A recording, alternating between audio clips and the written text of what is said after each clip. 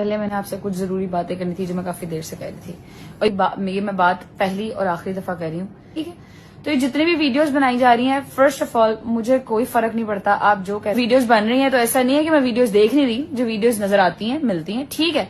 आपको लगता है आपको इससे अस्सलाम वालेकुम, welcome back to my YouTube channel. Viewers, रजब के मामलात गज़ल अभी तक खामोश थी। रजब की छोटी बहन गज़ल भी भाई रजब की सपोर्ट में मैदान में आ गई है। गज़ल ने ईमान और इसके घर वालों को जवाब देने के साथ साथ गलत अफवाहें फैलाने वालों को काफ़ी सुनाई और कहा कि लोग तो जस्ट व्यूज़ की खातिर सब कुछ कर रहे हैं, हमें इससे कोई फ़र्क नहीं पड़ता। लेकिन हकीकत ये है कि फ़र्क पड़ता है। यही वजह है कि रजब ने अपने फ़ैन्स से माफ़ी मांगी और बताया कि ये सारी बातें सच नहीं हैं, इसमें से कुछ सच है और बहुत सारी बातें जो हैं मुखालफिन ने खुद से बना ली हैं और लोग इसी बात का फ़ायदा उठा रहे हैं। इस पर गज़ल के शोहर जवाद ने भी साले के हक़ में बोला और ईमान के भाई के जवाब में लाइव आके उसको काफ़ी खरी खरी सुनाई।